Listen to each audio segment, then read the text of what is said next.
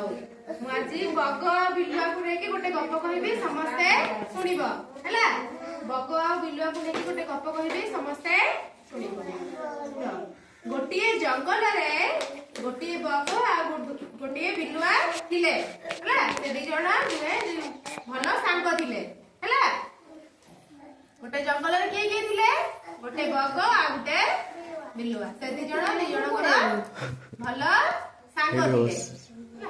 ଦିନେ ବିଲୁଆର ଜନ୍ମଦିନ ଆସିଲା। କାହା ଜନ୍ମଦିନ ଆସିଲା? ବିଲୁଆର। ଆମ ସମସ୍ତଙ୍କ ଜନ୍ମଦିନ ଆସେ ନା?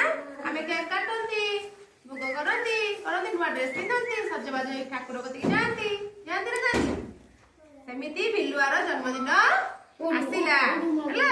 ବିଲୁଆର ଜନ୍ମଦିନ ସେ ବଗକୁ ନିମନ୍ତ୍ରଣ କଲା। ବିଲୁଆ ନିମନ୍ତ୍ରଣ କଲା, ବଗକୁ ନିମନ୍ତ୍ରଣ କଲା, ଡାକିଲା, ତା ଜନ୍ମଦିନକୁ ଡାକିଲା। କହିଲା ମିତ କାଲି ଆମ ଘରକୁ ଆସିବ। କିଏ କହିଲା?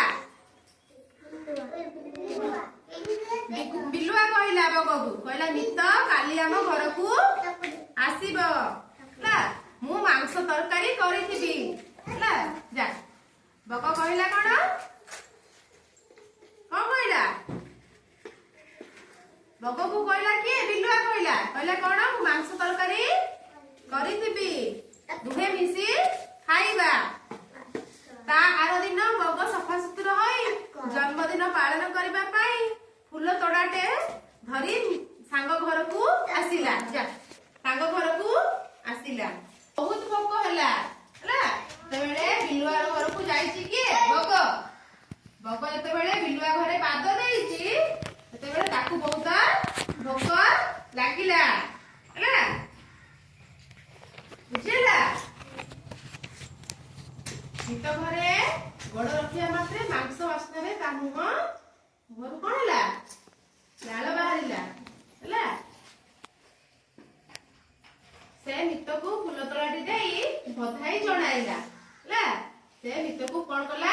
ଫୁଲ ତୋଳାଟି ଦେଇକି ବଧାଇ ଜଣାଇଲା।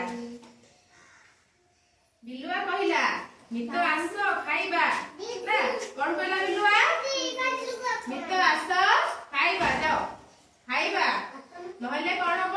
ମାଂସ ତରକାରୀ ଥଣ୍ଡା ହେଇଯିବ ହେଲା।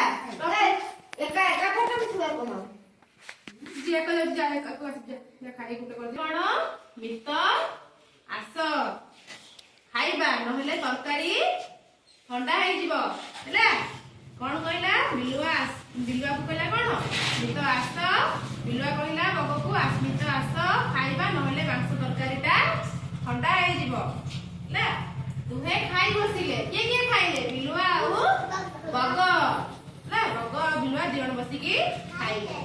ବିଲୁଆ ଗୋଟେ ଥାଳିରେ ମାଂସ ତରକାରୀ ଆଣିଲା। ବଗର ଥଣ୍ଟ ତ ବଞ୍ଚିଆ। ବଗର ଥଣ୍ଟ କଣ?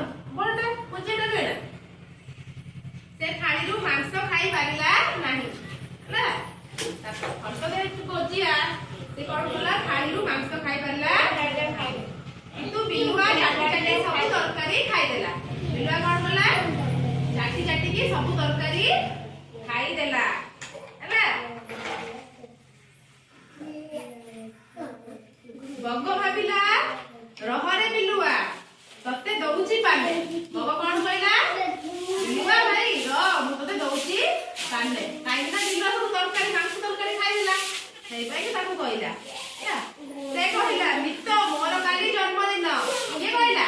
ବଗ କହିଲା ମିତ ମୋର କାଲି ଜନ୍ମଦିନ, ତୁମେ ଆମ ଘରକୁ ଆସିବ। କିଏ କହିଲା? ବଗ କହିଲା। ବଗ କହିଲା ମିତ ମୋର କାଲି ଜନ୍ମଦିନ, ତୁମେ ଆମ ଘରକୁ ଆସିବ, ମୁଁ ମାଂସ ତରକାରୀ କରିଥିବି ହେଲା। ବିଲୁଆ ତା ପରଦିନ ବଗ ଘରକୁ ଫୁଲ ତୋଡ଼ା ନେଇ ଗଲା। ବିଲୁଆ କଣ କଲା? ତା ପରଦିନ ଫୁଲ ତୋଡ଼ା ନେଇକି ବଗ ଘରକୁ ଗଲା। ବଗ ମାଂସ ତରକାରୀରୁ ଗୋଟେ ସରୁ ମୁହାଁ ମାଠିଆରେ ଆଣି କହି ରସ ହେଲା। ଆମ ମିତ ଖାଇବା, ଆସ ମିତ ଆମେ ଖାଇବା। କଣ କହିଲା?